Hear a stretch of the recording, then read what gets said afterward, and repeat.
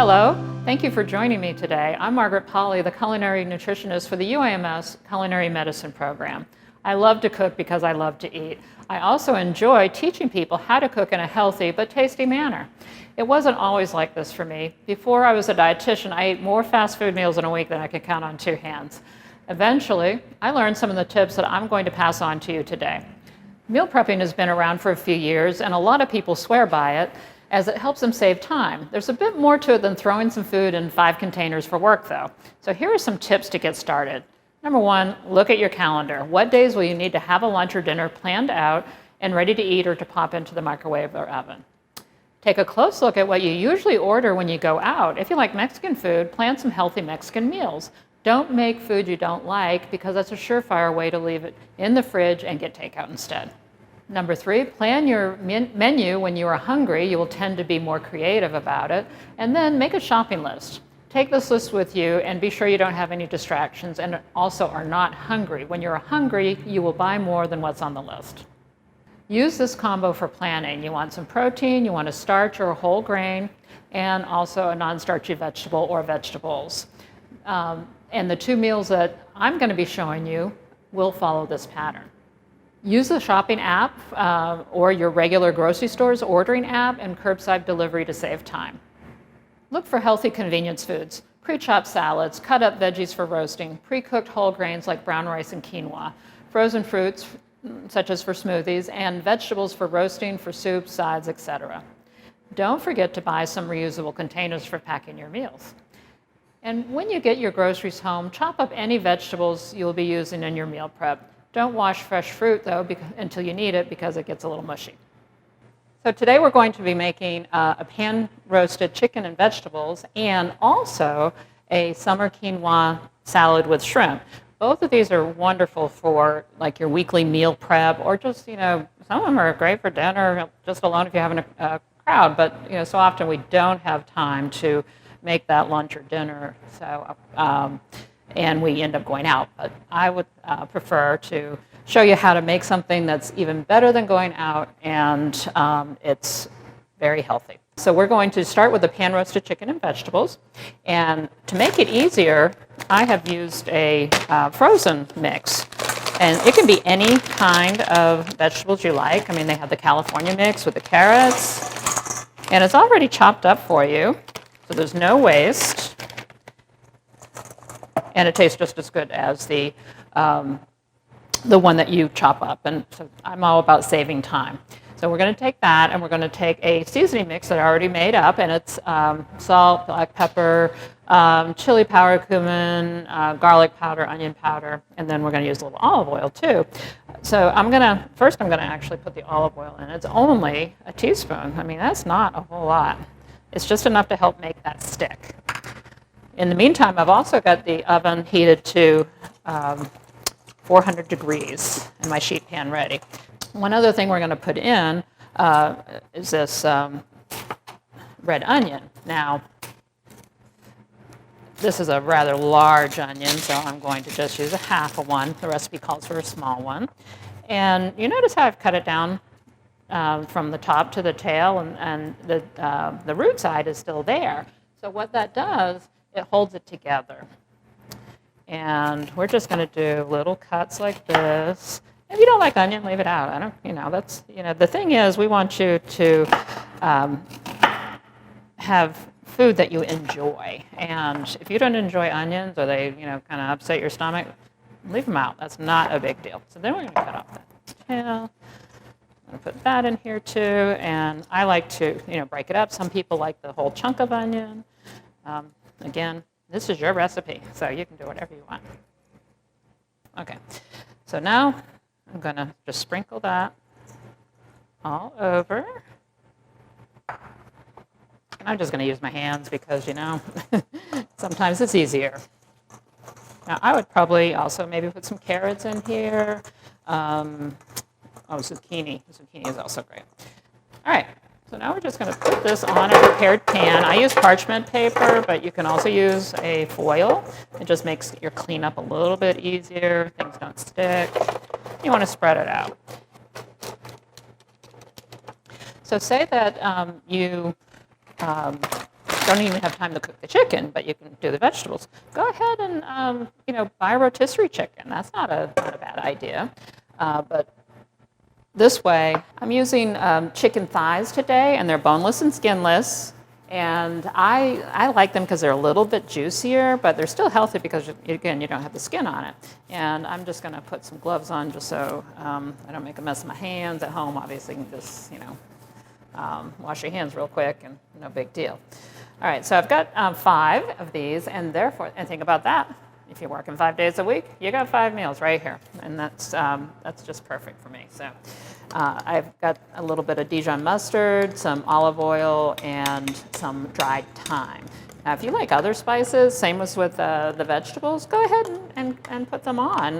Nothing's saying that this has to be exactly like this recipe. The key is that you're cooking at home and you're taking your lunch. So I'm going to rub it on all around. And that's just going to give it a lot of flavor, see? So massage those chicken thighs. There we go.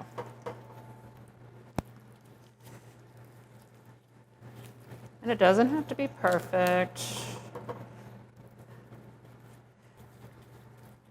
That's how I learned to cook. Now, if you do get a pre-made seasoning to put on your chicken and vegetables, just make sure it doesn't have any salt. There's a lot of great product out there, like from, well, I don't promote anyone in particular, but just make sure it doesn't have any salt, and that would be just to keep it nice and healthy. You can always add salt, but you can't take it away. And like I said, it's at 400. And we'll let that cook for about it's about 15 minutes. It depends on the thickness of your chicken thighs and stuff, but you just want to make sure it's cooked to 165 degrees, so that way we know it's safe to eat. So while that's cooking, I'm going to do another dish for you, the summer quinoa and shrimp salad. So next we're going to make the summer quinoa salad with lemon shrimp. And I'm telling you, this is like just a burst of summer in a bowl. It uses a whole grain, and it uses shrimp, which a lot of people enjoy, but they might not think about cooking it for a salad. And it's extremely healthy and very, very tasty. So we're gonna. I did something a little bit different. You can. I made my quinoa in advance. Now, I did that because a lot of times you can buy quinoa or brown rice or even cauliflower rice already prepared. So I wanted to try this recipe in that way. Again, it's another time saver. So to start with, I'm going to have some chopped onion and garlic. And this is the other half of that onion, so that I used previously. And if you don't like onion, or if you don't have a red onion, you put something else in it. I would probably even put green onion in this, and I would probably leave it raw. So, yep, and just another variation. So I'm going to put my pan on.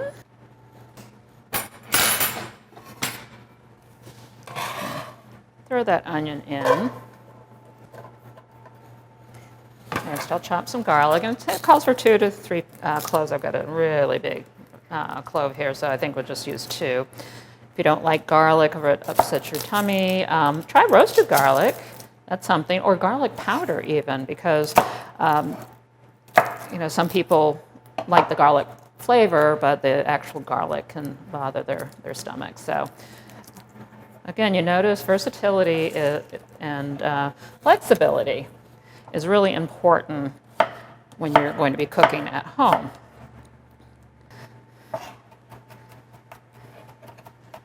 Don't be embarrassed, okay? I had to learn all of this too. So we're also going to throw in the garlic.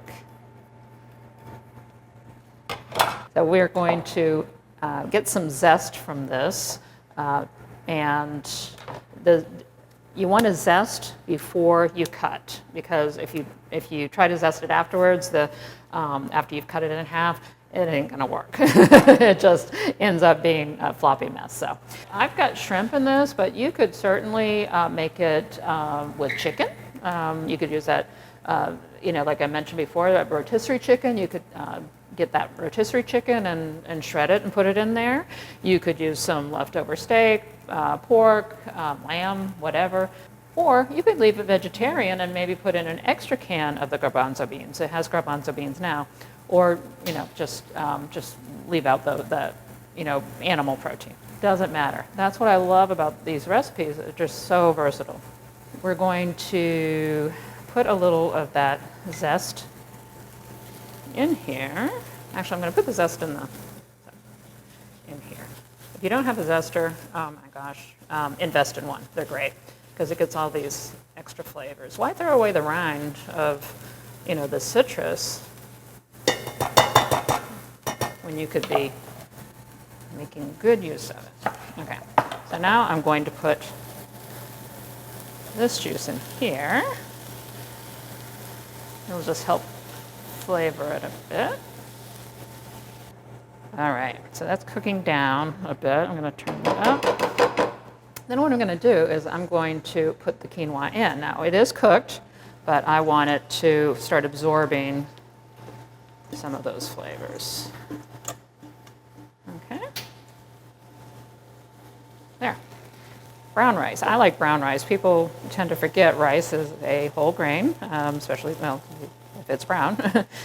And it is certainly healthy. And we are in the largest rice-producing state of the U.S., so why not eat it, right? Okay.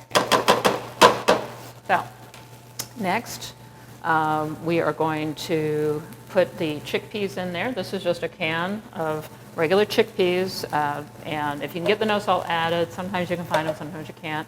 But if you drain them and then rinse them, you'll get rid of that extra salt. We're just going to throw that in there too.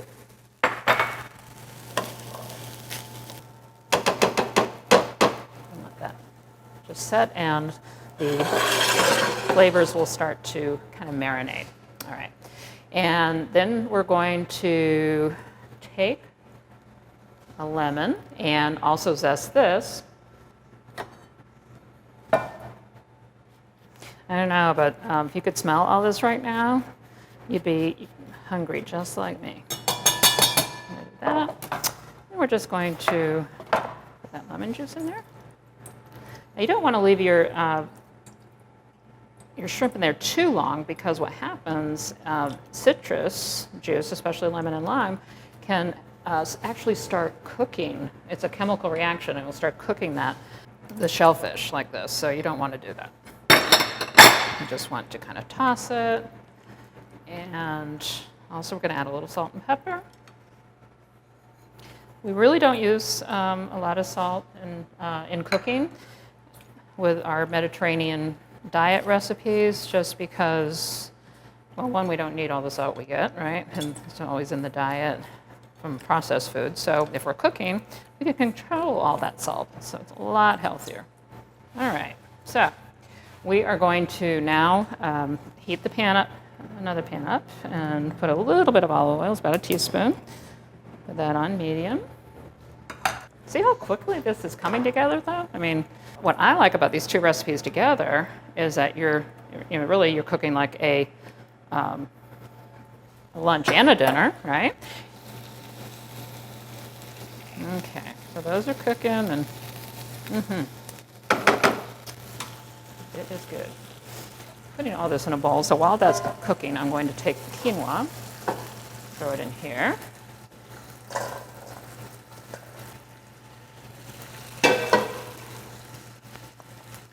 And that shrimp is cooking. We're going to fluff that up. Let's see, it's still a little bit warm. I'm going to leave that just set for a bit. And you can tell when the shrimp start to get ready by, see, they're getting pink. So they go from that kind of grayish white to this pink. And that's what you want. You want it to be pink. You want to make sure you don't overcook them too, because it's so easy to do with, and you don't want tough shrimp, right? So this is cool off. As that's cooking on that side, I'm going to take, one cucumber that I've already chopped up and one tomato. Now, if you don't like cucumber or you don't like the seeds, some people don't like the seeds, buy those, they call Persian cucumbers or English hothouse cucumbers. They're long and they're usually wrapped in plastic, but this is just a regular old cucumber. Then throw that in with the tomato. And we've got a little dill. Now I'm using dried dill because that's what I have. And if something calls for fresh dill, say it calls for a tablespoon of fresh dill or fresh any kind of herb, go ahead and just cut it by half for the dried. Oh my gosh, look at all those colors. And those shrimp are going to be ready in just, I think we're good right there. Okay. I'm going to take these and throw them in here. I'm leaving the juice in, so I've got a use for that, like I said. And if a little juice goes in there, it's okay. So we're going to do what's called deglazing the pan. And all that, whoops, there's a little shrimp tail. Get in there. Turn that back on. And we're just going to take a little bit of white wine. Now, if you don't want wine in your food, that's fine. You could use a little chicken broth, but that'll just kind of, it just adds another dimension. You know, we're building flavors. So if it cooks for about a minute, it will burn off the alcohol as well, most of the alcohol, so it won't have that real sharp taste to it. It's just going to be very flavorful. All right. And we're going to pour that over our salad. All right, then we're going to mix. And look how beautiful that is. So next we're going to take one of our containers. This is something I picked up at the local grocery store. There's all kinds. I can't believe, you know, it used to be just your regular Rubbermaid or Tupperware or whatever, any kind of, or a Kroger brand, whatever. But now, because so many people are doing meal prep, I mean, it's all over the internet. So there are, of course, there's a need for these containers. So I'm going to show you, it takes 1.5 cups of the quinoa. What I'll do is I'll do the shrimp separately, and I'll just pick out a few. It's about 4 ounces of shrimp. Okay. So I just also want to point out that this recipe and the recipe that's in the oven make 5 servings. So that is a couple of meals. So I've got an extra shrimp in there, but that's okay. Let's see. And look how beautiful that is. And there's a lot of food. And you've got your whole grain, you've got your protein, and you've got your vegetables. And you've also got some legumes with the beans. And if you want to build any kind of meal like this, just keep that in mind. Just want 1 protein. And a serving of protein is about 3 or 4 ounces, or chicken would be about that big, the size of those chicken thighs in there. You want about a 1/2 cup to 1 cup of vegetables. Actually, on those vegetables, if they're non-starchy, just throw in as many as you want. Anyway, so there's 1 meal right there, and you've got 4 others. Ta-da! Let's check the chicken next and see if that's ready. It smells so good, and you can see that mustard has probably kept that nice and moist. Let's see what we've got here. Okay, remember we want 165. It's getting there. And you want to, when you check with a thermometer, you want to make sure that, yeah, okay, that's ready. You want to make sure that you don't go all the way through. You want to check the center of the meat, okay? And you want to really, ideally, check the thickest one. Look how beautiful that is. And it smells great. So we're going to plate this one up as well in another container. Get this one. So the serving size would be like 1 piece of chicken, like that. If you want, you know, you can always prep it in the sense that you could cut it before you put it in there. The more veggies, the better. There you go. And you might even want to put a little side of, say, a little bit of that Dijon mustard to dip into. That would be kind of tasty. But we've got 2 meals here that you can put right in the fridge and ready to go. And you've made right here today in about half an hour, 45 minutes, we've made enough food for lunch and dinner for one person, or it could be just lunch for 2 people for 5 days.